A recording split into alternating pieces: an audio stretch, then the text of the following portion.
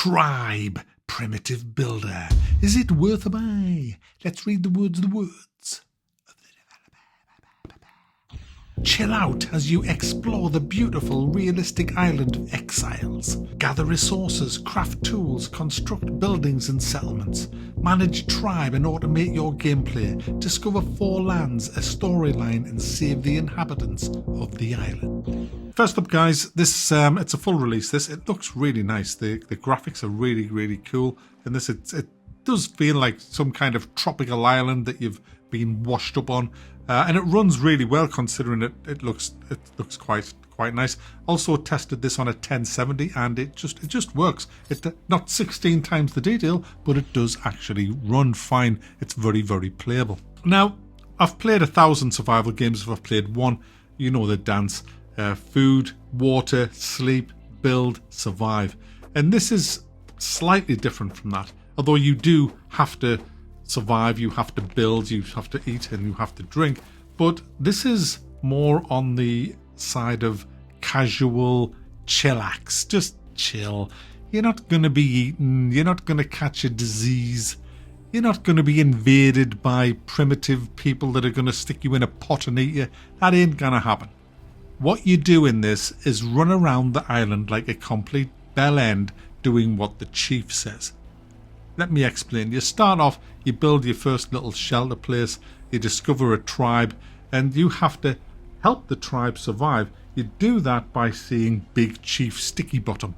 Now, what the chief will tell you to do is go and build a building. One of the early ones is like a fisherman's hut. So you go and build a fisherman's hut. To do that, you grab the usual stuff, you know, sticks and bark and stones and twigs. You've said sticks, Mac. Branches, logs, all that kind of stuff, and you build the building. Now, after you do that, you have to run across the island to do a sacrifice to the god of building or whatever he's called, and they will then be like, "Oh, thank you for that sacrifice. Here's the blueprints for the next building."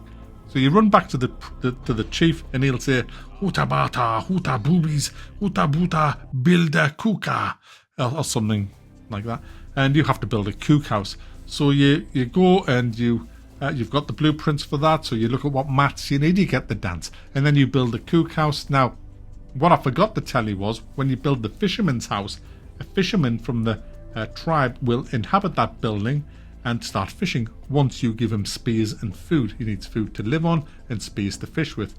Then you take it to the cook house where the cook will cook it. Yes, you guessed it.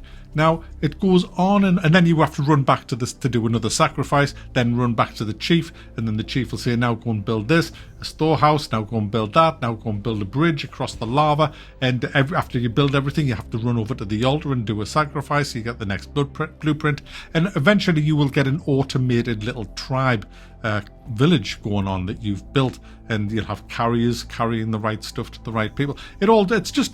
Basically it's a management game with lots and lots of running around.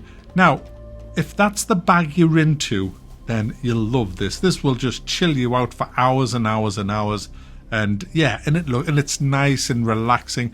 But if you want to stick spears up people's arses and fry them and butcher them and mutilate them and go hunting tigers and bears and all that stuff, this is not the game for you. This is not the game for you. And to be honest, guys, I found it quite boring. But I would fully understand why somebody would like this game and think, "Oh, this is great. It's one of them chilly games that you just go in and just chill out, man. Who cares what's going on in the world? Let's just chill out in this game." It's one of them. It's a definite one of them, provided you don't mind running all over the island for the chief. So there you go, guys. If you're just looking for some kind of, and it's not dumbed down, but it's kind of a simplistic survival game. I mean, you don't even have to eat and drink a lot to survive.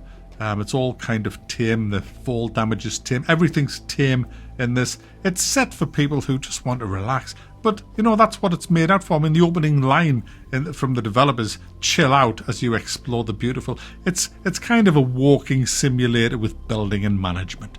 That's the best way I can describe this game. If that appeals to you, have at it. You'll love it. If you want a bit more excitement, well, there's not a lot to say here, unfortunately.